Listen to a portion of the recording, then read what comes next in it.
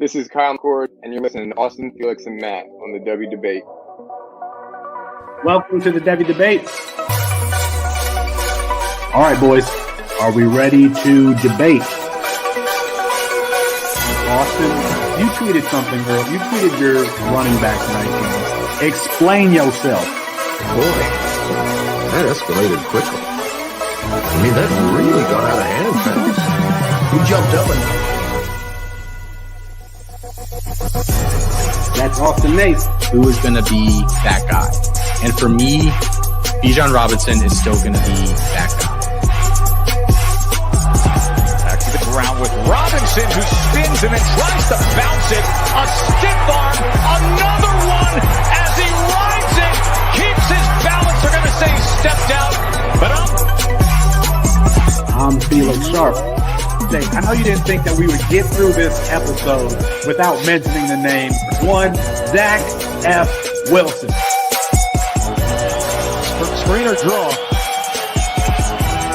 Oh, Wilson is going to uncourt for the end zone, and he drops it in beautifully. And it is his roommate, Dax Milne, on the touchdown. That's Matt Bruning. G. Scott Jr. Obviously, I waxed poetic about him on the last episode, so I won't do that again here. And this time it's Fields on the carry. Watch out! Justin Fields, hello, Columbus, 51 yards. Bruning, are you ready to go head-to-head with me? I am. Got to get my popcorn out here. Hold on. Got to continue. I got. Kyle McCord is going to end up winning the job. He's going to be rated higher. Well, I'm not nearly as passionate about what I'm about to talk about.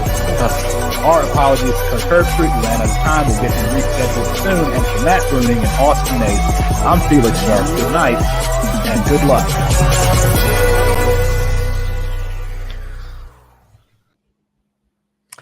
It's 9:30 Eastern time, the time zone with the least number of training camp fights. That means it's time for the Devy Debate, brought to you by campus2canton.com. Chris Moxley and Austin Nace are with me, and I'm Felix Sharp. On a recalcitrant version of tonight's show is Rome Odunze, or what is Rome Odunze's NFL ceiling, what to make of Colorado's quick rebuild, and Bruce Feldman releases his annual Freaks list.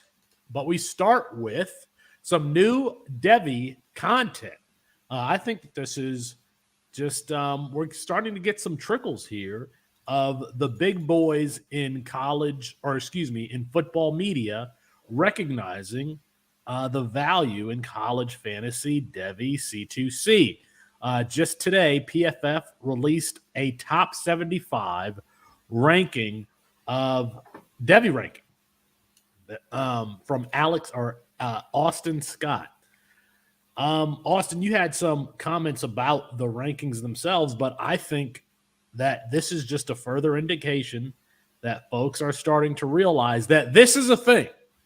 This is a thing that's not going away. Yes, there is interest. Yes, there is value in developing this sort of content. If PFF is doing it, Fantasy Pros finds value in it now, then I think eventually every major fantasy football content provider is going to be providing some sort of college fantasy content. But Austin, you had some reactions to the rankings themselves, kind of, but talk to me about, this development from PFF. Yeah, I don't want to say that I had like an issue with them or anything. And I think I tried to make that clear when I retweeted it with a little bit of a thread that just, I think, it's great that big companies like PFF, and I'm sure more are going to follow them, that they're coming out with any sort of this content, and really content that marries the NFL draft with fantasy, which is kind of what Devy is really at the end of the day. My complaint really was with it that I think just giving out a list of names without any sort of disclaimer or explanation that really this is all a kind of a guess, and so just going down a list of names like that is not, I think, necessarily helpful to anybody who is doing more than maybe a one-round home league Devy type deal with a bunch of people who have never played the format before. But I think it's good that they're putting it on the radar. I really, really do. I agree with you. I think The more companies that start coming out with this stuff, the better it is for everybody, making the pie bigger for everybody. I think is a good thing. So I didn't really have any complaint about the rankings, and I was pleasantly surprised. I didn't know they had any plan to do this. When I saw that they tweeted the Devy rankings, my eyes, shot open really big, really quickly. Well, not only did they call them Devy rankings, but they said, this was the quote to start the introduction to the article. You may not be aware of the format, but Devy leagues, as well as the closely related campus to Canton leagues, are exploding in popularity amongst fantasy football enthusiasts. Chris, we've been told for 3 years that this is a niche and that is not going anywhere and that there's no value in this format. Yeah, I think that's stupid. Like, I'll just be honest. I think that the growth that we've seen of Campus Canton leagues in general, plus the interest, the brands that are investing, the reigniting of the EA franchise, like all of these things are coming together at the right time for college football fans and college football fantasy. And I think we're seeing a huge growth. I mean, over the last year, I think we can all say that we've seen just like a tsunami almost of just like content creators coming out, more content, more video, more podcasts. It's awesome. It's definitely growing. I don't know how anyone could argue otherwise. Austin, I mean, you have control of our books. In year one, Campus to Canton, 2021, we launched the website. So, everybody saw this new shiny thing. In year two, we revamped the website. We didn't do anything new in year three. And this is our best year ever. This is going to be our best year ever. It's already our best year ever by like a safe margin. Yeah. It's already our best year ever. And we've done nothing particularly different from year 1 and 2. And we didn't have that big flashy launching point to kind of tout. We didn't redo the website. We're not new. We've been around since March of 2021. And this is our best year ever. And we're going to keep reinvesting into the website. So you're going to see more stuff from us. I don't think that you can go check out the article. I can put it in the description box here in both the podcast and the YouTube video. So you can go check it out at pff.com. I know a lot of their stuff is paywalled, but this is not. So go ahead and check it out. And if you can comment on it, tell them, hey, I like this type of content. Do more of this type of content. Housekeeping really quick. It had been a long time since we gotten a rate and review, and we're podcasting every day. There's something every single day for college football for our audience, and I was getting worried. But Alex R. Amrine, I think Amrine is the correct pronunciation. Andy. I'm thinking of Alex's Andy. And Andy Amrine. He calls Campus to Canton the podcast feed a must listen. The C2C pods are a must listen no matter the type of fantasy football you enjoy. These guys are knowledgeable and passionate about the platforms, and you will get all the info you need to excel. Thank you, Andy. Thank you. I need more of those. I need like 2 more rates and reviews on the podcast feed come this time next week. And if you are new, if you're joining us for the first time, please give us a rate and review on the Apple podcast feed and subscribe to the YouTube channel. Come join us live. It's going to be a fun time during the season. If you've been around a while, we start Saturday mornings with the tailgate, and then we wrap up the day in college football with college fantasy tonight in the evening on Saturday night. So you're going to want to stick around and have fun with us. Bruce Feldman released his annual freaks list. I think that's something that we all look forward to. I'm just going to go through the skill position names here, and then, Austin, I'll toss it to you for your reaction. I think I should go in descending order. Jalen Lucas, Indiana running back and kick returner, he's at number 99. Deion Burks, Purdue wide receiver, is at 95. Decor, and a lot of these players, as I get to some of these names, we have talked about extensively. There are a few, even FCS and FCS guys and lower division guys that we should pay attention to. But when I went through this list, I thought, yeah, we've talked about a lot of these guys. Decorian Clark at UTSA, the wide receiver. Jerry Bohannon at USF is at 91. Tajon Palmer Wide receiver at UAB is 89. Taylon Green, who we've talked about a bunch at Boise State, the dual threat quarterback, comes in at 88. Isaac Texla, who as a transfer to Arkansas. I remember Josh Pate talking about this guy, I want to say last year or maybe earlier in this offseason. He checks in at 83. Malachi Corley, who's a lot of people's number one wide receiver in CFF, checks in at 81. 79, J. Michael Sturdivant at UCLA, the wide receiver, is at 79. At 73, Roman Wilson at Michigan. Number 70, a guy that I was taking a look at this week, Tommy Mallet, Montana State quarterback, a guy who has a dual threat skill set. Jalen White, running back at Georgia Southern, checks in at 67. Squirrel White, I think we've talked extensively about Squirrel White and our expectations for him, filling in for Jalen Hyatt at Tennessee. He checks in at 64. Trebor Pena, a return man and wide receiver at Syracuse, checks in at 60. Roma Dunze at 57, a wide receiver who many expect to go in the first round next year. Savion Williams, going to take up some of that slack for the departed Quentin Johnston at TCU, checks in at 56. Jordan Houston, the diminutive running back who I had high expectations for last year at NC State, checks in at 54. Brennan Rice, Jerry Rice's son at USC, checks in at 53. Alex Orji, which was a surprise for me, Michigan's backup quarterback, checks in at 50. Brock Bowers at 49. Ryan Flournoy, Southeast Missouri State, and I don't recall what his position was, at 47. Monterey Baldwin, who I think I've even pegged as one of my guys on this show, comes in at 42. He had the fastest mile per hour time in college football on the field last year. Branson Robinson, who's a first-round C2C startup pick, checks in at 41. Chip Trainum, who we've been talking about since his time at Arizona State when he was splitting time with Rashad White, checks in at 37. Bub Means, I'm going to have to get Austin's reaction to Bub Means, the wide receiver at Pitt, checks in at 36. At 34, Braylon Allen at 33. Malik Neighbors at 31. Nicholas Singleton at 28. Johnny Wilson, I thought that was funny, at 25. Jaquan Burton, again, I think the wide receiver Jaquan Burton at Florida Atlantic at 21. Carson Steele, the running back, the transfer from Ball State to UCLA. Marvin Harrison Jr., the number one player last year, checks in at number 2 this year. And Nick Harbor, South Carolina. I don't think that's necessarily a surprise that he checks in at number 1 on Bruce Feldman's freak list. Austin, give me something. React to me.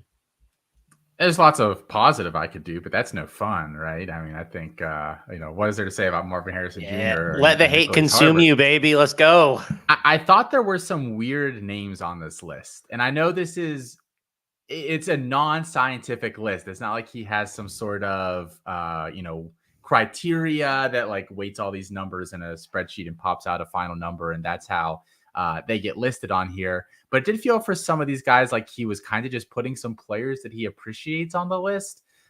Talking about guys that are uber athletes, like Malachi Corley is not a guy that comes to mind. He's definitely not a bad athlete, but a top 100 freak in the country. I'm not really so sure about that. Jerry Bohannon at 91, he's mobile. I wouldn't call him a freak of an athlete. I'm trying to think of some other guys here. Even I'm a huge Pitt fan. Bub Means, I don't think he's even like a super freak. I've never really heard the coaching staff referring to him in that way here at Pitt. So just kind of a weird list overall. Brendan Rice also sticks out like a sore thumb. Feels like somebody's doing somebody a favor with that name on there. There are some odd names on here, but I think all of the names that we would expect to see definitely made the list. Harbor, Harrison Jr., Singleton, Braylon Allen, these are all guys that are legitimately freak athletes. And I am glad that he put Alex Orji on here. It was a guy that we actually loved coming out of high school a couple years ago when he flipped from Virginia Tech to Michigan on signing day. Just absolutely crushed his ranking with us because we don't think he's ever going to play there. But I'm glad that they gave him a shout out because he would have been a worthy successor to the Vic brothers at Virginia Tech. I think he's tossing it to you, Chris, but he's muted. I said, Mox. Every time we try to draft Nick Harbor, and Kyle adds in the chat, some of them are guys that are just fast, but some of them are guys who just like have a high power clean or something like that. Like, they don't even have a recorded mile per hour or 40 time to document, why they're on the list. But Mox, every time we try to draft Nick Harbor high, we get chastised by both Austin and Colin saying that he's not really he should be a defensive end. He's not. He doesn't move fluidly to be a tight end. But I mean, he's number one on this list. I mean, he seems he's going to have a future in the NFL if he wants it. I mean, he's a borderline Olympian at like 6'5". He's probably 220-ish in high school, but he bulked up to like 240 plus. I don't know how you're going to keep a guy like him off the field, even if he wants to play offense. I mean, you want to keep him close to the line of scrimmage or like send him up the seam. I mean, I think he can do those things at tight end. The problem is that he's listed as a wide receiver in the South Carolina depth chart. I just don't think that's a position that he can succeed at. But I mean, I want to be investing in this type of player, though. I mean, one of the greatest athletes I think we'll see. We had Anthony Richardson. I think Nick Harbor is going to take up that mantle and just say, hey, like this dude is otherworldly, alien type stuff. My thought on this list, and I thought Austin was going to say this, which is why I was excited for him to lean into the hate. This is how do I want to say this diplomatically? I hate this. I hate this because this GPS tracker in practice when these dudes aren't wearing pads is what we're using to define this stuff. These guys who are in the weight room lifting is what we're using to define this stuff. Like neither of those tell me that these players are freaks on the football field. Like if you're really strong, that's awesome. Like it helps you a lot. Like Tez Johnson made this list because he lifted like 550 pounds last year and he's like 160. Like that's cool, but like he's fast, so I understand. But there are so many players that are not like actually freak athletes that I just hate this process because you go down the list, you go through all the freaks and you see 23.5 miles per hour clocked. I'm like, okay, 2 people have hit that in the NFL in the last like 3 years. Exactly. Obviously, this player is not nearly what the GPS is telling us when he's playing football. So I don't like the process as to how we get this result. And then that's why you end up with weird players on this list who are maybe like really good without the pads or like really fast without the pads on. And so I don't know, but it doesn't translate the same way that I think it should when we're having this type of list. A lot of the players are justified, but there's always some weird ones. Like I don't think Marvin Harrison should be in the top 3. Like I think he's such a weird case because I don't think he's like a super athlete, but like he's got like really great body movement that makes him look super athletic. I don't know. But Malik Neighbors, like I don't think he's a top 20 athlete in the country. That's crazy. That's crazy to me. Like my knock on his profile is athleticism. Like that's at least one of the issues that I have with him, and I just don't see that translated at all. And everything you look at in his profile is all about. It's just all about these GPS times, and they're not. It's just not something you can build. Big wide receiver guy adds on Malachi Corley. If Bruce Feldman's numbers are accurate, Malachi Corley would be a 99th percentile athlete. They all would. That's the whole thing. Has Johnny Wilson ever struck either of you as a freak athlete? No, he's just a freak. He looks like fucking Slender Man. They have repeatedly said throughout his college career that he's this fast, crazy athlete. He gets open downfield fairly decently, but I seem to see him like just reaching over people to catch the football. I don't see him as an amazing athlete. No, I think the Darren Waller comps are bad for that reason. Like Darren Waller was legitimately an amazing athlete at wide receiver in college. I do not think that Wilson is in that same category of athlete. No. Well, I mean, that brings up another question about whether Johnny Wilson is going to transition to tight end. We don't necessarily need to cover that. I've stashed him or like taken him in a couple of leagues this offseason where he's just fallen so far that I'm like, screw it. Why not? Because I think that is the only way he makes it in the NFL. I think he's closer to Colin Johnson from Texas, which is a great comp that Javon and I were talking about. I think he's that level of a player. I don't think he's Darren Waller, or I think Auden Tate's a bad comp too, because Auden Tate's kind of skinny. Like Wilson's definitely heavier, but yeah, not a huge fan. Brad, who's Devy Dobby on Twitter, he adds that Johnny Wilson is Calvin Benjamin. I don't even know that he's necessarily. I don't know. Calvin Benjamin, was he drafted in the first round? Yeah. When I think about that now, that is insane to me. He had a really good rookie year too. He ran over 1,000 yards, and then he ate himself out of the league like Lacey did. He sure did. But even then, Kelvin Benjamin wasn't as big, or Johnny Wilson isn't as big as Kelvin Benjamin was. I mean, Kelvin Benjamin, even like non-Popeye's biscuit, Kelvin Benjamin is really what I'm talking about. Like, he was never really that big. My only thoughts about this list is it gives me some names to go look at that I'm not familiar with. Ryan Flournoy, Bub Means. I took a look at him this week after I saw that, that one of Austin's guys was there. Trebor Pena at Syracuse. I'm going to look at him. I took a look at Tommy Mallet at Montana State. I think that he's interesting. More of Isaac Tesla. Got to watch him. I think Isaac Tesla went to Hillsdale College. Hillsdale is in the GLIAC in Grand Valley's division. Hillsdale College in Michigan. And he transferred from there. That's where I remember Isaac Tesla from, a big wide receiver. He's probably this year's – who was the guy from Princeton? Usovis. Andre Usovis. He's the Andre Usovis of college football this year. So, all right. I think that's it. I find Taylor Green interesting on here too. Thought he should have been higher. Really? No, I mean, I just think it's interesting. I shouted him out as my big Devy sleeper at QB a couple weeks ago on this show. Yeah. We'll see if he gets hype or not. But I think this is the reason why you're going to get some of that hype, because he's just he's an exceptional athlete. Kyle added in the chat that Cam Seldon was a snub here. That's absolutely true. Cam Seldon should be on this list, and I think that he'll be on this list next year. He legitimately, I believe, he touched 23 miles per hour, if I remember correctly, in high school. He touched 23 miles per hour for real in pads. I think Branson Robinson did too, right? 23? Or Roderick Robinson. Roderick did. Yeah. Branson did. He should probably be on the list too. I mean, he and Cam Seldon are probably like simpatico. Yeah. Running back at Georgia. Bruce Feldman, if you need information, you can holler at us at campus2canton.com. We have a database that you can go through, and that big wide receiver guys put together. We can help you out with this list next year at Campus to Canton on Twitter. Reach out to us. All right, we're going to cover the Pac-12 this year. The season is getting closer and closer. We've been doing these conference previews.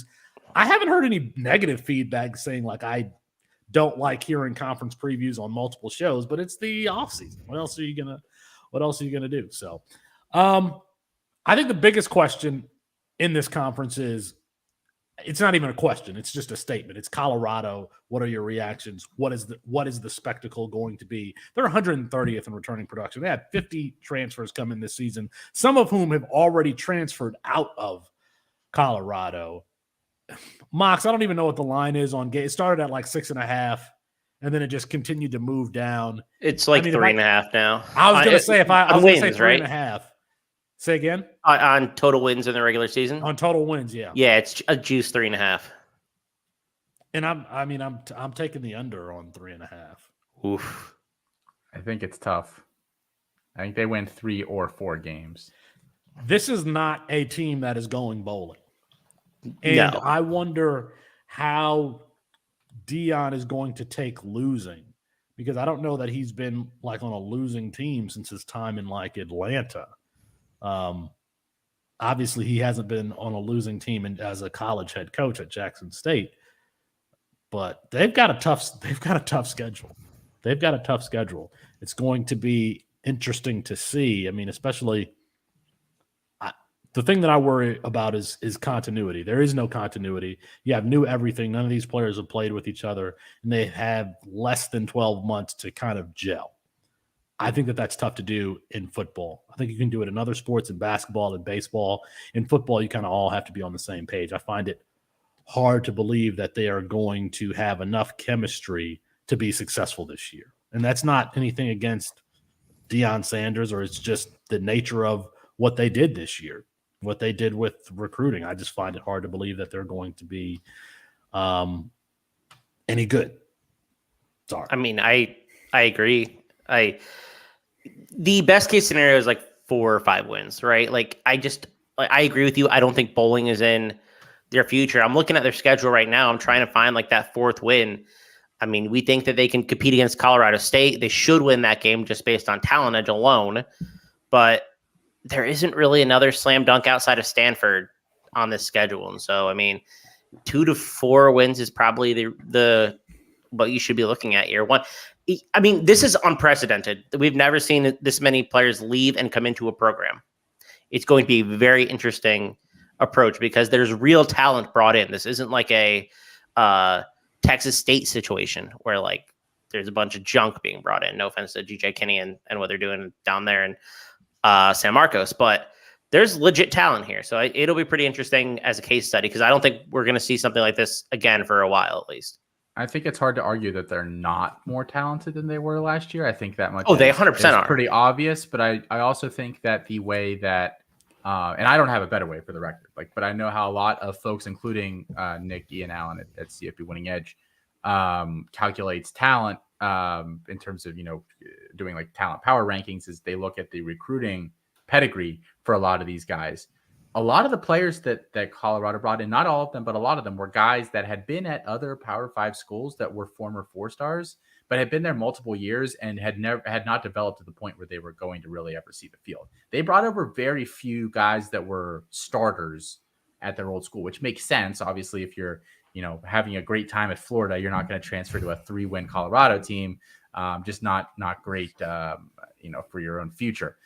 But I think there's something to be said for, yes, they're probably a little more talented than last year, but, taking like the 3rd safety from Florida State and a 5th linebacker from Tennessee and a backup defensive tackle from, Virginia or something like those are not necessarily big steps up in what they had last year. So I actually think for the folks that are just, they had to revamp the whole roster because it was so bad last year, you were taking a lot of rejects from other teams and some of them will probably pan out. I would say more probably will not for them.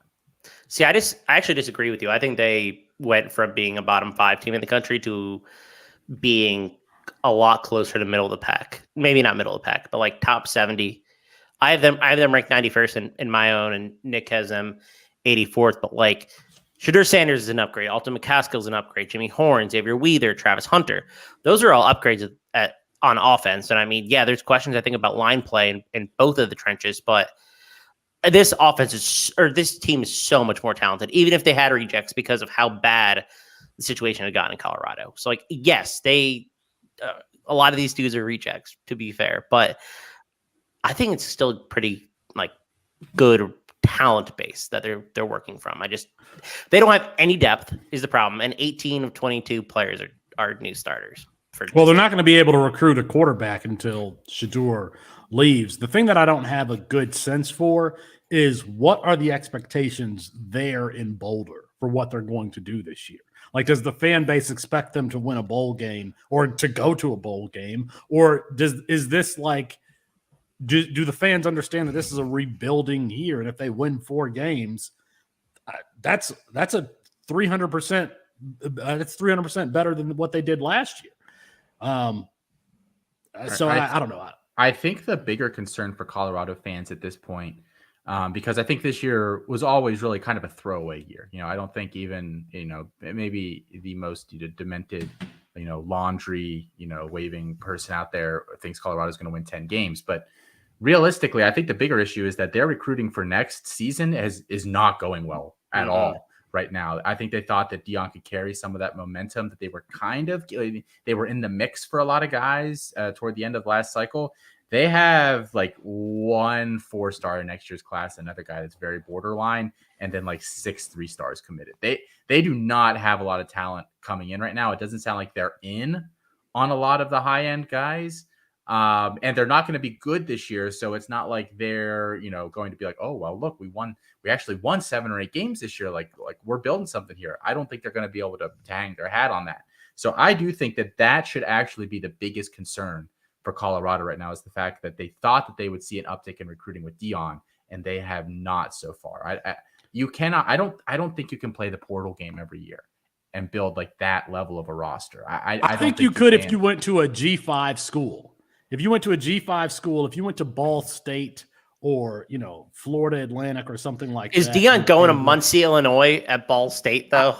I'm just saying, but the level of competition that he's facing, I mean, these are just more talented rosters. Washington and USC and Utah, those are just more talented teams. I think he could have taken this type of strategy to Fresno State or to Colorado State, and they would have gone 11-1. But I think it's going to be difficult to do it. And that was my next question: is recruiting. How is he going to parlay this into recruiting? I don't know. Let us know in the chat what you in the chat. Let us know over under 3.5 wins this season for Colorado, who allegedly Shedeur Sanders is a Heisman candidate. Okay, according to the books that are posting those odds. According to the books that are just taking people's money. Some Enron type stuff.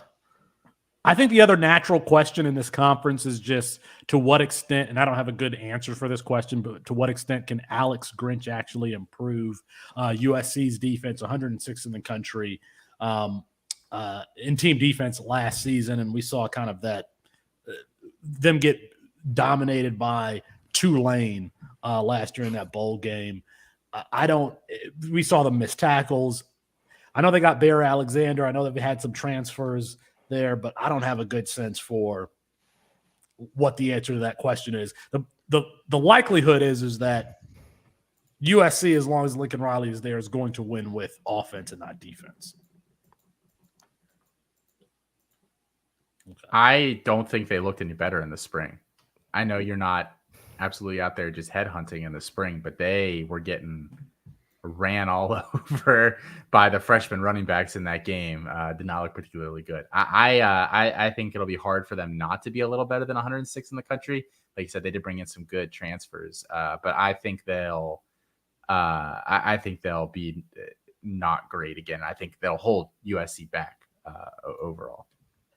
When has Alex Grinch ever really produced a good defense anyway? Like, he wasn't really that good at Oklahoma, but Lincoln Riley's crazy loyal to him. And so he just brings him along. It's a huge concern. I mean, they brought in probably 3 transfers that'll start, but at the same time, I mean, this unit was super lucky last year. The narrative on USC changes a lot if they don't lead the country in points off turnovers. They had 96, which was like 20 more than the next best team. They got the only reason they beat Oregon State. I mean, they got really lucky in a lot of games last year. And it caught up to them against Tulane when Mario Williams fumbled on the one or whatever. But yeah, I just don't think this defense is a lot better. I think it's taking steps. And I think when you look at it on paper, it's a good unit, but man, I don't want to say they're soft, but they kind of are. They're soft. I'll say yeah. If you want. They're soft. They don't want to tackle. No, they don't. It's going to be tough to have a good defense if you don't want to tackle.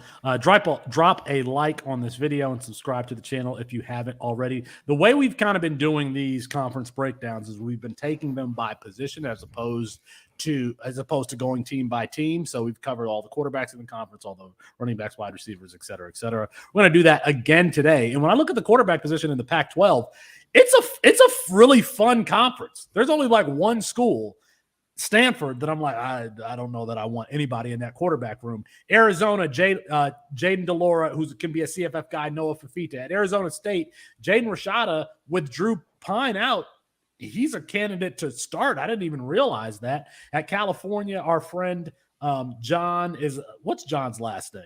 John Arrington. John Arrington is a big fan of Sam Jackson. At Colorado, of course, you got Shedeur Sanders. At Oregon, you got Bo Nix there, and then who's going to take over for him? Is it Austin Novosad or Ty Thompson? Matt Bruning, of course, a big fan of Austin Novosad, having seen him at Elite 11. Oregon State's quarterback room looks great. Aiden Childs there, DJU.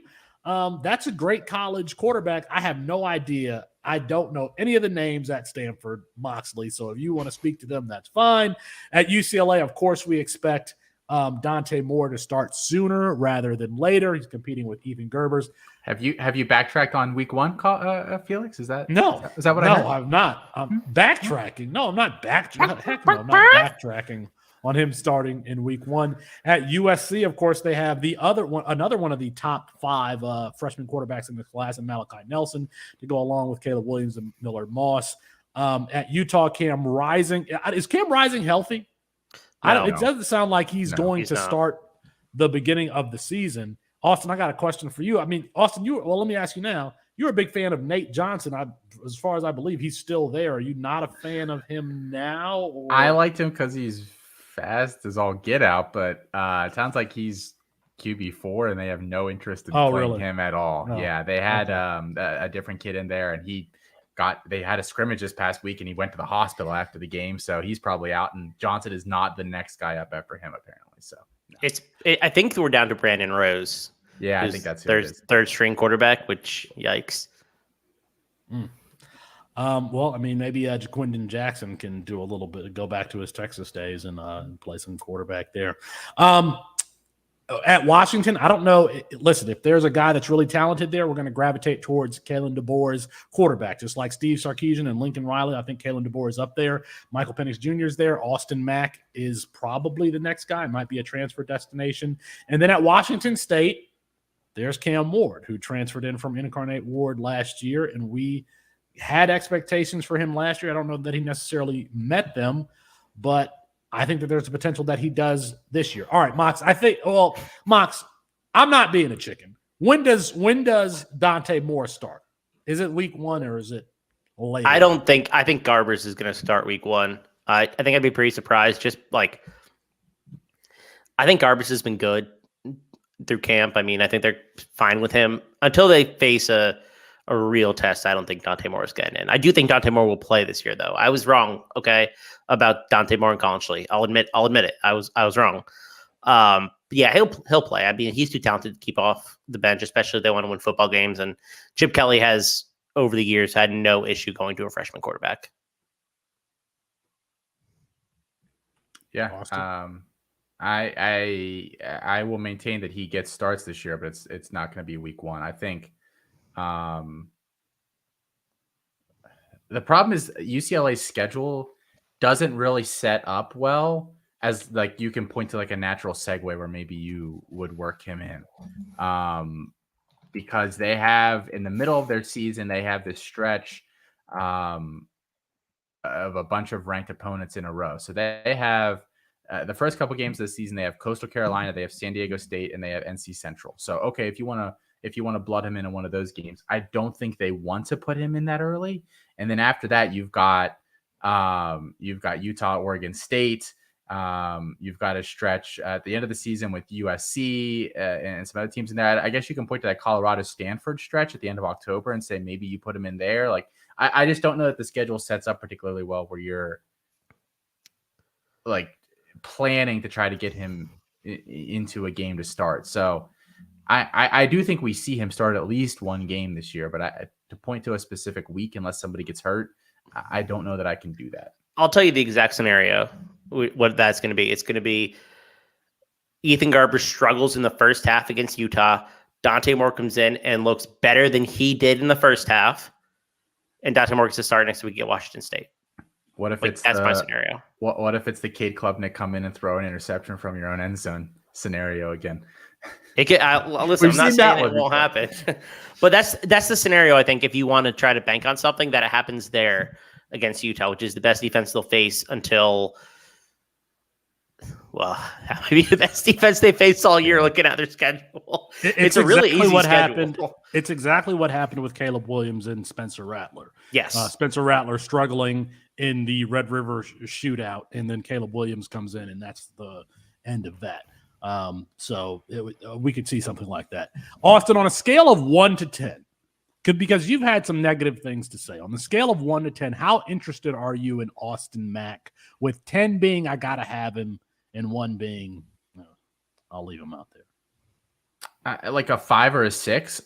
For the record, I don't think he's a bad player or anything. I think he's really hard. He just hasn't played a lot. He hasn't played. Exactly. He's really difficult to evaluate because he's barely played at all. He's reclassifying a year up now, so it's not like we get to see him as a senior. he's kind of oddly proportioned, and I think his game is still maturing. Like, I think even what he did last year in high school is not really the player that he's going to be a couple of years from now.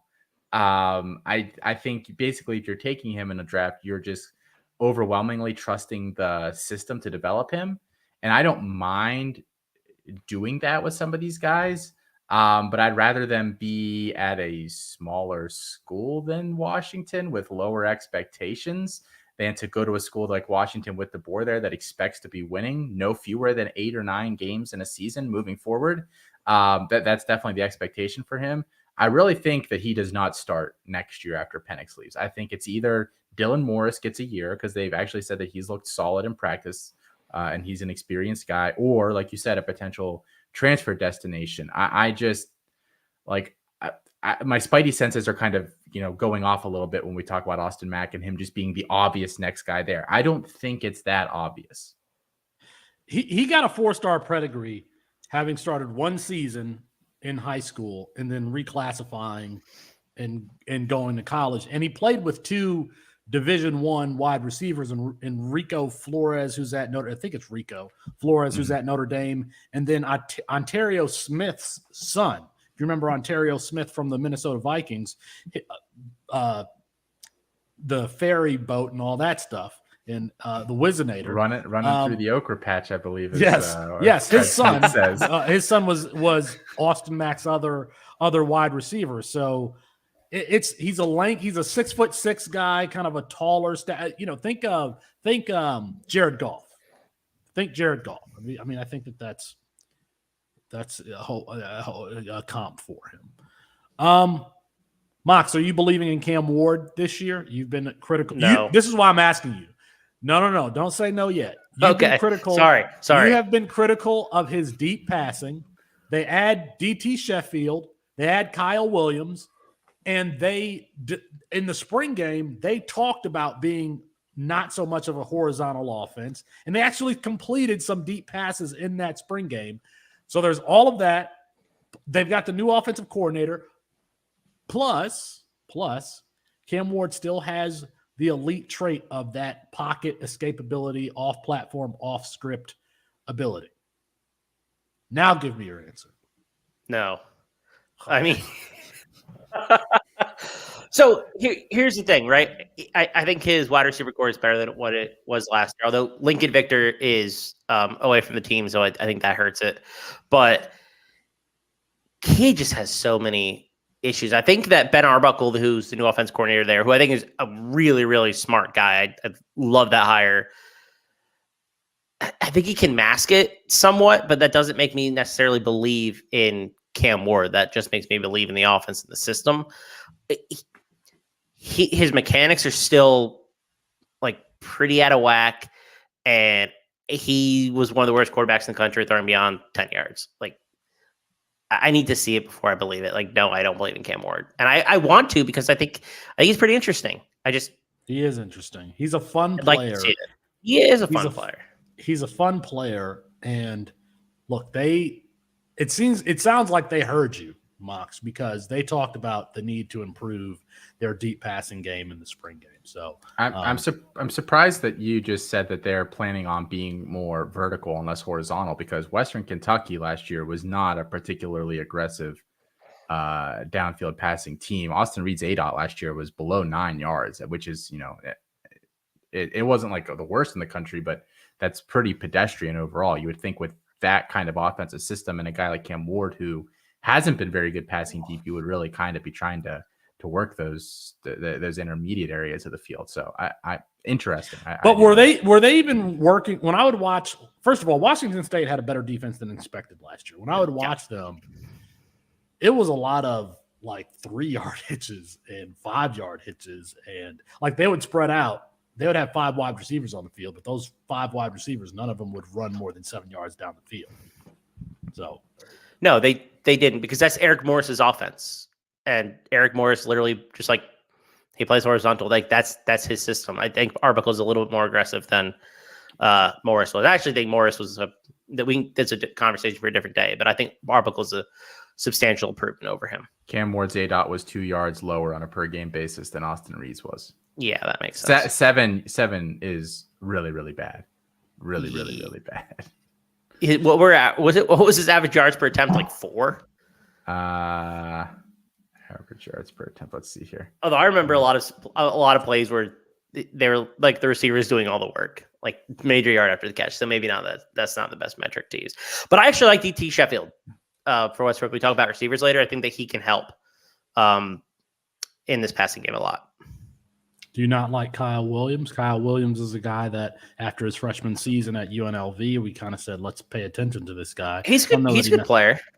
I mean, but he's not like he's like a good wide receiver 2-3 on a college team. Like good depth, but I mean, he's not like super special.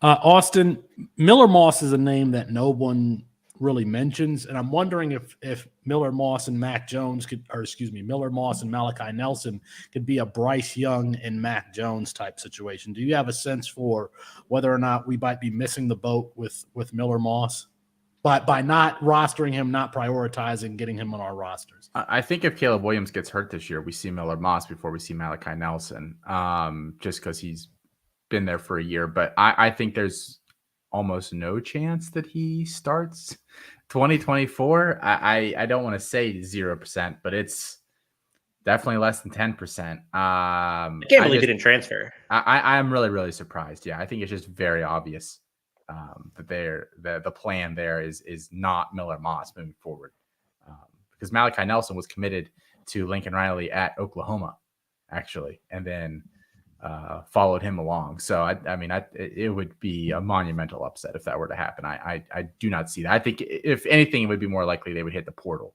Like if Nelson's just bad, which I don't think is the case, I think they would do that before they start Miller Moss. Do I have a team with both Malachi Nelson and Dante Moore? Yes, I do. Where I was able to draft them both in a supplemental draft. Yeah, no comment on what people were doing in that draft. Very, very excited about that. Let's move to the before we move to the running back here. Brad asks a question. He's on the clock. Nathan Leacock, Tyler Buckner, or Quentin Joyner? It's not Buckner. It's definitely Leacock not Buckner. It's between Joyner and Leacock. I mean, I think you can flip a coin and go with either one of them. Joyner looked good in the spring game, and I actually don't have Joyner anywhere. I have Leacock in a few places. Austin, do you have a preference between those two? I'd way rather have Joyner of that group, but interesting. Leacock, one of those late risers in the recruiting rankings. They're at Tennessee. At the running back position, not as sexy as the quarterback position at Arizona. Michael Wiley has been, Matt Waldman pointed him out. Chris, I know you've been a fan of Cam Scatabo at Arizona State. At California, you've got Jaden Ott, but they bring in transfers Byron Cardwell, who I believe is injured, and Justin Williams-Thomas from Tennessee. At Colorado, Houston's Alton McCaskill is there now. Hopefully he's healthy. Dylan Edwards is a backup there, and who I think won the fastest man competition. I think he just beat out Nick Harbor. I think he just He's like 60 pounds heavier than him. He just beat out Nick Harbor. Cavassier Smoke is a transfer from Kentucky. At Oregon, you have Bucky Irving, the transfer from Minnesota. I think that he should be productive in CFF, but everybody's been telling me I'm wrong on that. Noah Whittington, Jordan James, and Dante Dowdell. Jordan James was one of my favorite backs in last year's class. And I don't know who it was, but somebody was poo-pooing on Dante Dowdell. I think he's fine. He's very similar to Jordan James in that he's like a first and second down back, but there's a role for those guys. At Oregon State, we have Damian Martinez, who's a friend of the show. At Stanford, E.J. Smith is back, but he's been practicing with the wide receivers. I didn't realize that. And Casey Filkins at UCLA is probably like, if we could look into the future and figure out who is it going to be between Carson Steele and TJ Harden, we can make a little bit of money there.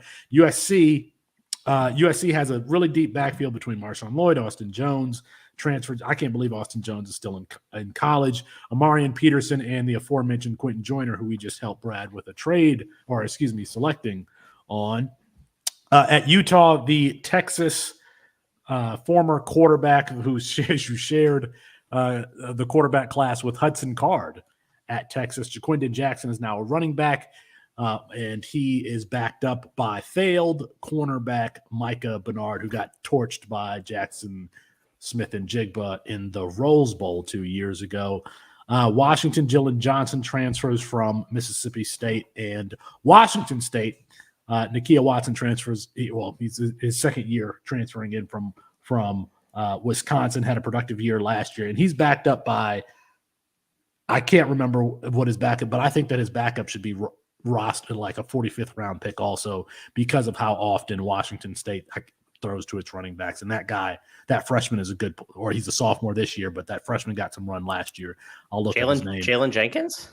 Yes. Why are you saying it like that? A 40. I didn't remember off the top of my head. Oh, I thought you were like saying, well, he's not good. He's a small running back who got some run. Yeah, he's like sub 175. Okay. I'm for CFF. I think that he could be a value. And I've taken him in like the 45th round. That's all I'm saying. If you have a better 45th round pick, please let me know. But I do like Jalen Jenkins and Nakia Watson. I've actually rostered them both. Nakia Watson, I plugged him into my starting flex spot. Austin, if you were looking for NFL potential, are you taking Damian Martinez at Oregon State or any of the running backs at USC? Is this like the old you could bet Tiger Woods or the field bet? Or the field? That's exactly what it is. In the field, the field is USC's running back room. Yeah, that's exactly what it is. Except for I'm not gonna say. I mean, I like Damian Martinez, friend of the show, Damian Martinez. I would feel much more comfortable just picking, saying one of USC's running backs ends up being better. I think Martinez is still a little limited athletically. He's not a bad athlete, but I think he's kind of like a mid-late day 3 kind of running back when he heads to the NFL. So, and I am interested to see what happens with him and some of these guys that are at Oregon State and Washington State and some of these other schools moving forward, because they don't have a conference right now. So, how many of them end up staying there? Could the situation change dramatically for a guy like Martinez or, Aiden Childs, who's also there, who we like. So I would just take one of the USC running back room and bet that one of them ends up a little bit better than Martinez's. Mox, do you have an opinion on this? No, I agree with Austin. Martinez is still a little stiff. Maybe is the word that I want to use. I agree with Austin's take on Martinez. I think that he's missing some sort of athleticism that's going to get him to the next level. I think he's going to be productive, but I also like the backup there, Deshaun Fenwick, too. I think he got hurt last year, but I think we'll see a little bit more of him, hopefully. But yeah, I would just rather bet on USC. If that includes Raleek Brown, too, who's like half wide receiver, half running back, I definitely feel more comfortable because I think he can carve out a role. Damian Martinez ran for 6 straight 100-yard games, including 15 for 103 against Oregon in the last game of the season. An average 6.1 yards per attempt. I think that you can be limited athletically when you're 6 foot 232 pounds. He's 6 foot 232 pounds. He can carry the load. So I am taking Damian Martinez over the field. Austin Jones is old. Marshawn Lloyd has been injured. Is 230 pounds a good thing, though, if you're semi-limited athletically? I don't think those two go together. I think the big backs you see are guys like, Ricky Williams or Braylon Allen to name or Derrick Henry, these guys that are, 22 miles per hour kind of guys on the. Yeah, but AJ Dillon isn't that. AJ Dillon is just kind of like a volume guy. AJ Dillon's closer to that threshold than Martinez is. AJ Dillon tested really well at the NFL level. I don't think Martinez is close. Yeah. Okay. All right. I'm not poo-pooing him. I think he's a little lacking there. Yeah. Well, he's 230 pounds, so we caught Felix's eye. We know we understand. Exactly right. We understand. That's exactly right. That's right. That's exactly how I look for running backs when I'm sort by weight. I sort by with Khalifa Keith, Mayan Williams. Who's that kid heading Ramondre Stevenson to West Virginia? DJ Oliver. DJ Oliver. Did I write his? I probably because he's thick. He is thick. So I think DJ Oliver was one of the players that I was going to write, and Austin was like, we don't need to include DJ Oliver in the freshman. He's a little bit limited athletically, but he's 240 pounds. That's So right. that's right. NFL bloodlines. NFL bloodlines. That's right. Really? Yeah, his cousin is who was the running back at Boise that punched the dude in the head after the game and played with the Patriots for a little bit? Michael James? No, No, that's Oregon. No. LeGarrette Blunt. LeGarrette yes, Blunt. he's LeGarrette Blunt. He's LeGarrette Blunt's LeGarrette Blunt. cousin or something like that. Well, Yeah. interesting. Yeah. The more you know. Mox, would you rather have Jaquindon Jackson at Utah or Carson Steele at UCLA? In a C2C league? Yeah. Oh, easily Jaquindon Jackson. Like that actually isn't close for me. I'm really worried about Carson Steele. Jaquindon Jackson didn't make the freaks list. Carson Steele was a top 30. Whatever. Carson Steele only made it because he looks like Chris Hemsworth. Jaquindon Jackson was really good to end the year, and I feel way more confident about him being the RB1 at Utah than I do Carson Steele not being in a committee with TJ Harton. So like that's the comfort level that I have. I mean, I've taken I've put my money where my mouth is. Like I've taken the under on Carson Steele's season long props, and like it's moved that way. Like his current number is 830. That's a little concerning. Austin, who would you rather have, Carson Steele or Jaquindon Jackson? Yeah, I don't have Steele ranked very highly at all. I do think there is a. I need to ask better questions. I need to come up with better questions. I think there is a slight chance that this is kind of one of those classic off-season misdirection type things, and then we get to week 1 and he handles the ball 25 times, and we're all like, "What just happened? Did we all just get just completely one pulled over on us?" Because we're good for 1 or 2 of those every single year. But at this stage, I don't know how you could not take Jaquindon Jackson over him. Yeah. Last year it was who was that? Jared Dagey. That was the example that came to my head. Was Jared Dagey that we were talking about for months at Western Kentucky, and like 2 weeks before the season, Jared Dagey enters the transfer portal and ends up at Rice, some school in Troy. Texas. Troy. At Troy. Is he still playing college football? I feel like he might be. I don't know.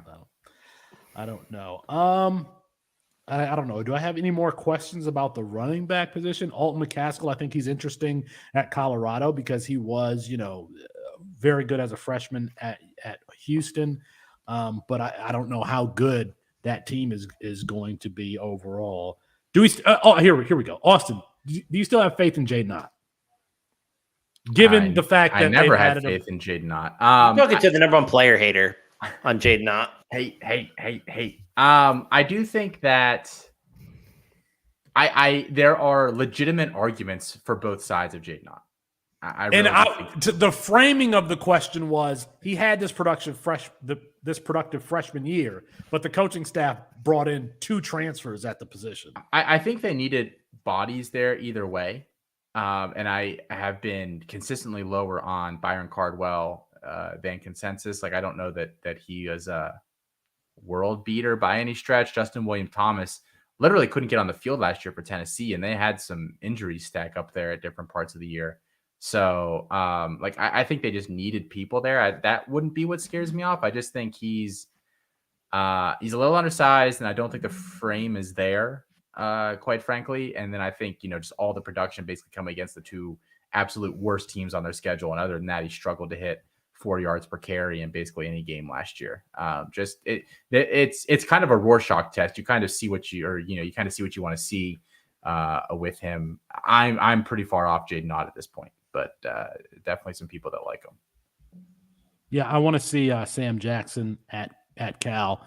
He's a fun player, but I don't have any other Cal players. I haven't heard anything from the fall, but they kept saying that he looked terrible in the spring. So I don't know what to expect from Sam Jackson at all. Apparently, he's not a shoo-in to win the job either at Cal. Based on this week's Chase and Natty Nate Marquise did, he seemed to be pretty skeptical of Sam Jackson, which I like Sam Jackson. I thought he looked pretty good in the spring game, but that's a concern for fantasy purposes for us. Yeah. Yes. This conference continues to be fun when we look at the wide receiver and tight end positions. At Arizona, I think Tet McMillan might be a top 5 receiver in college football next year. He gets the veteran Jacob Cowing to go along with him. And Marcus Lemonius Craig transfers in from Colorado to be the 3rd wide receiver. At Arizona State, you got Elijah Badger, Austin, he was a favorite of yours, right? He was. Colin and I both liked him. Colin Yeah. was really big on him as a freshman. Yeah. And then, so Mox, you put the players in here, and you did not add one Troy O'Meary. Why? I put the receivers in. Oh yeah, Austin did the receivers. I did the other. Why did you not two. add Troy O'Meary to this list? Didn't you just say I'm the president of the Player Haters Club? I think you know why. You answered your own question 2 minutes ago. This is not good news. This is not good news. It's a disaster. Jalen Conyers is a tight end that a lot of people like. I don't have him necessarily rostered anywhere. He's just going a little too high for me. Cal, Jeremiah Hunter. J. Michael Sturdivant was at Cal last year, right? Yeah. He was at Cal last year. They shared the wide receiver targets last year. So Jeremiah Hunter will obviously be the number one at Colorado.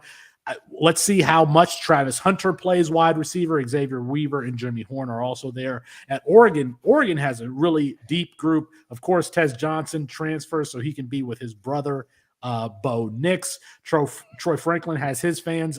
I think that there's the possibility that Jerion Dickey ends up being the best freshman wide receiver, the best wide receiver in his class. That's better than Jonte Cook, better than Zachariah Branch. He's just built like an alpha, where those two aren't. Jerion Dickey is built like an alpha from 1995 to 2004 or so. Zachariah Branch and Jonte Cook are more of the modern day wide receiver. At Stanford, I have no idea. At UCLA, J. Michael Sturdivant transfers from Cal to UCLA. Hopefully we get to see him with Dante Moore this season. And the aforementioned UCLA Trojans with Zachariah Branch, Mekhi Lemon, Brennan Rice, Taj Washington, Dorian Singer, Deuce Robinson. I want to stop here. We, as a company, have really hated on Dorian Singer, and a lot of people like him out there. Well, Mox is saying not me. Mox, you like him for CFF purposes, or you just like him, period? I just like him. We were on this show like a year ago, and we were talking about this Arizona receiver room, and I was like, "Don't forget about Dorian Singer; he's good." And was laughed at bringing up names that aren't relevant. So yeah, that's called shooting from deep for those uninitiated. So yeah, Well, if he's good, he would have had an FBS offer, which he did not, which is why he had to walk on at Arizona. And it's not like he went. I mean, he went to Pinnacle. So I mean, he went to a big at least time I'm high not school. shooting from deep with a top 10 quarterback in his respective. You know what? Nobody said that when I was touting Anthony Richardson. I was I don't know what you're talking about. Ridiculed, teased, and made fun of for that position. Anyway, I find USC's wide receiver room fascinating because there's this gravitational pull towards Brendan Rice, but it sounds like Taj Washington, he might be dealing with an injury right now, but they expect a lot from him. And then Dorian Singer. So I would think that the starters are going to be Brendan Rice, Taj Washington, if he's healthy, and Dorian Singer. Who of the freshmen is going to get on the field? Zachariah Branch has the speed. Deuce Robinson has the length and the catch radius. I think that leaves Mekhi Lemon as a guy that I don't necessarily see a place for. Austin, do you see it the same way, or do you see it differently? I think there's definite risk there, but I do also think that USC is the kind of offense where they can get in some blowouts potentially just by how much they can score. And that's that sweet garbage time is really where a lot of these freshmen get on the field and avoid year 1-0 status. So and they've actually, a quote came out today, that the coaching staff saying that Mekhi Lemon has actually looked really, really good at practice. So do with that what you want. I do think it's very, very risky. And I actually haven't ended up drafting a lot of him because I think his path to playing time is so difficult this year. But I think it's not as bad as people want to point to. Austin, quick follow-up question here. Yeah. Are you interested in Deuce Robinson as a wide receiver as opposed to tight end? Yes, because I'm making the assumption that eventually he ends up listed as a tight end wherever. I do think it's going to be an interesting fight over the next couple of years as you see some of these guys who are kind of fringy new age tight ends, but they know that the franchise tag for tight ends in the NFL is not nearly as lucrative as the one for wide receivers, and contracts aren't the same size. These kids would be lying to you if they said they aren't thinking about that as they're getting. I mean, what you're listed at in college, really, even as a freshman, can dictate what you're listed at for the rest of your career. And if that's, functionally it's the same, but you're you're missing out on $6, $8, $10 million a year if you hit it big. I see the incentive to say you want to be a wide receiver. Obviously, if Deuce Robinson ends up being as good as we think he can be, but he's listed at wide receiver, he's naturally just not worth as much to us as he would be a tight end, because that's such a thin position. Like, you can just get that positional advantage there. But I think that the margins are so narrow, and we're talking about just hoping that the guy gets there in the first place. So I have not adjusted my rankings at all, and I would probably take him in the same range that I would have been taking him in other drafts, late second round of supplementals, assuming that there's a few returning supplemental guys in there. I think he's 6'6", 225. If he doesn't put weight on, he could be Vincent Jackson. He can be Mike Evans, that type of player. And in supplemental drafts, he's been going the latest out of the three freshmen. He's been going later than, obviously, Zachariah Brand, who's like a top 5 pick, Mekhi Lemon, and then Deuce Robinson. Deuce Robinson is a 5-star player who also went to Pinnacle, by the way, another Pinnacle player.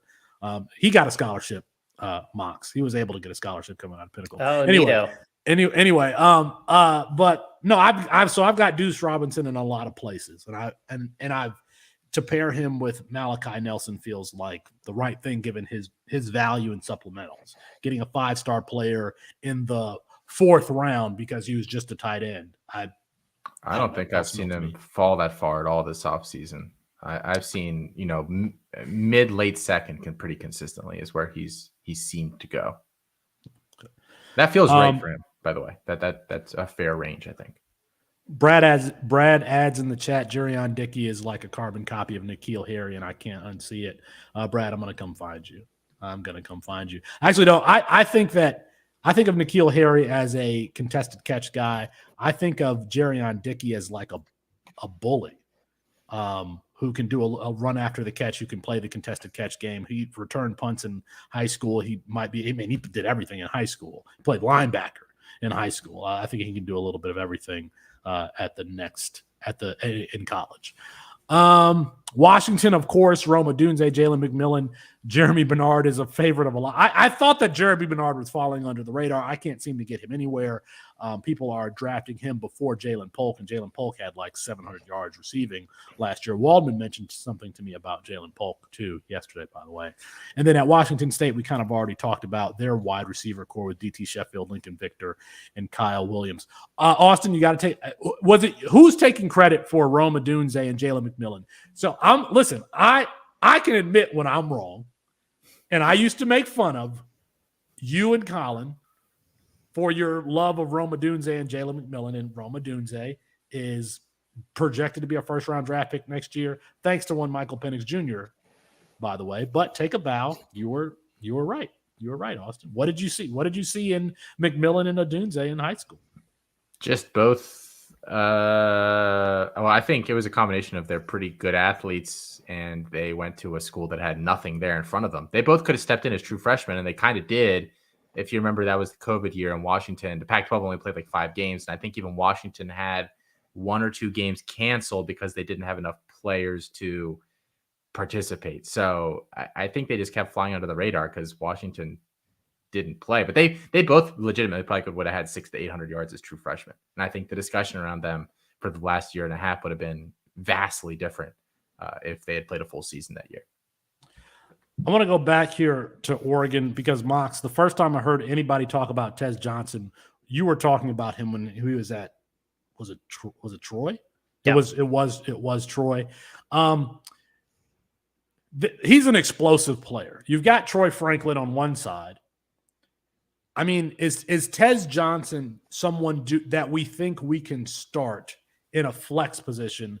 Because he could be this guy that touches the ball 5 times and he scores 3 on a reverse, a long touchdown, maybe a kickoff or a punt return. I mean, he scored in the spring game on a screen pass or something like that. Yeah, he's a pretty tiny dude, but I mean that shouldn't take away from his profile, which is like a speedy guy who can make things happen after the catch. I love him in best ball. I mean, you could take him in like the last 2 or 3 rounds and get away with it. And I think that he's a great player you can plug in and have confidence that he's going to have those production like those 25 plus point games, like once, twice, maybe 3 times this year.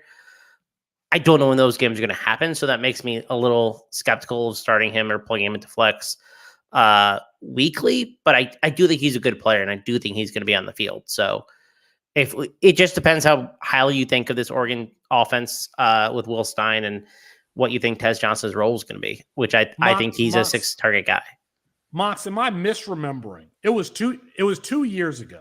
You were talking about Tez Johnson and how athletic he was. Yeah. And then he was on the freak list. Well, no. You were talking about him before he was on the freak list. Yes. I know that for a fact because when I saw him in last year's freak list, I was like, oh, that's who Mox has been talking about. Yeah, he's been a good player. He's been a favorite of mine for a while. I just haven't really impressed with the stuff he did at Troy and then being able to join Oregon this year. I mean, I think that speaks highly of his talent and ability to translate because like Oregon's not taking a dude from Troy unless they think that he can play, even if he is Bo Nix's brother. Adoptive brother, by the way, if you look up pictures. Just want to make sure that's clear. Austin, what are we doing with freak list prospect Brennan Rice, this athletic freak for UCLA who's just poised to dominate college football in 2023? I think we're on the same page on Rice, right? I mean, this is a guy that is really an average Power 5 starting receiver, like is what I would kind of. I don't understand what the wave of adulation for him this coming season. He had a great bowl game. Yes, he made that one great catch on scramble drill. He ran some crossers. Nothing that Brennan Rice did in that bowl game was something that like 10 out of 10 college football receivers couldn't also do. I mean, it's if his name was like bread and asparagus, we're having a different conversation, right? I mean, I'm just saying. Brandon Incense. Are we just going to go down Felix's Brandon shopping list here? Dinosaur Kale. Yeah, I mean, I'm just saying, like that's with you guys. That's a big reason, though. A huge reason. You guys. Okay. I think so. We know about Jalen McMillan and Roma Dunze at Washington. Jeremy Bernard Austin had one good catch last year. I think he's from Nevada. He might have been the player of the year for the state of Nevada. And you were somebody who's been touting him. So why should we be high on Jeremy Bernard? He had one good catch at Michigan State last year before he transferred to Washington. Yeah, I mean he beat 1 year 1-0 at Michigan State last year, which I think is a pretty impressive feat, quite honestly, with how inconsistent and quite frankly poor Michigan State's passing game was through large stretches. I think he's an NFL-sized athlete at 6'1", 200. I think that he's got really good ball skills. He can do it he works really well after the catch. I don't think he's really a deep threat. I think he's kind of one of those intermediate. I don't want to call him possession guys because I think he's a little more dynamic than that, but he's not like this super explosive guy. But yeah, I think he can be like a really good wide receiver 2 for an NFL team in the future. And I do think it sounds like from what I've heard from people that cover Washington, that if something were to happen to McMillan or Odunze, they actually prefer Bernard to step in because they view Polk as kind of a wide receiver 3 and not really a guy that fits the 1 or the 2 profile. So I think he's a really good player. I might guide him in the Devy guide, and I have a lot of him from last year. All right. I haven't been able to get my hands on him at all, and I've wanted to. He might be a player that I could try to trade for during the season. So, Mox, I'm throwing this at you, and you haven't had time to prepare for it. But do you have a guy that's just your guy in this conference that you're trying to roster as much as possible? I have 2 probably, and one is Tiger Bachmeier, the wide receiver at Stanford. I mean, he's had rave reviews from spring into fall. Hank Bachmeier's brother, and his I think a year younger brother's name is Bear. So you got Bear, Tiger, and Hank. So I'm not sure how that happened, but I really like Tiger Buckmeyer. Tim, who works with us and does some prospecting and a whole bunch of different stuff, that was his top receiver in his model. And that's fairly interesting to me, considering how late he was going in drafts, and he's been awesome at Stanford. The other guy that I'm drafting a bunch of is Travis Hunter. I understand the risk, but I'm all about the reward there. I think that if he plays wide receiver, he's going to be pretty dynamic. I just think he's a really good football player. So yeah, if I miss, but like, I don't know. I really like Travis Hunter. I just think he's a good receiver. I heard Austin trashing the idea of this unless you're really well settled with your Devy receivers. And I understand that approach, but I think you need to be shooting for upside in some of these supplemental drafts. And I think Hunter is the perfect upside pick. So I've drafted him a bunch of places this year. I think Hunter, though, is built like the modern day corner and not necessarily like the modern day wide receiver. Someone's going to make him choose a side eventually, and I think corner is just the more natural fit. Yeah, it is. All right. I think that's it. I'm going to go. I need to get out of here so I can go look at Tiger Bachmeier because I have not. And you put him on the show sheet too, and I just skipped right over Stanford. I put Tiger Bachmeier and Ben Urasek, and you said I don't care about any of these players. Well, we do like Ben Urasek, but the tight end there. But I mean, a freshman at Stanford. Okay, I'm going to add him to my watch list in all of my leagues, and I'm going to go take a look at him now. Make sure to like this video, leave us a 5-star rate and review. We are getting into in-season content. It's going to be a lot of fun, but that is going to be our show for tonight. Apologies to Kirk Herbstreit. We ran out of time. We'll get him rescheduled soon for Austin Nace and Chris Moxley. I'm Felix Sharp. Good night and good luck.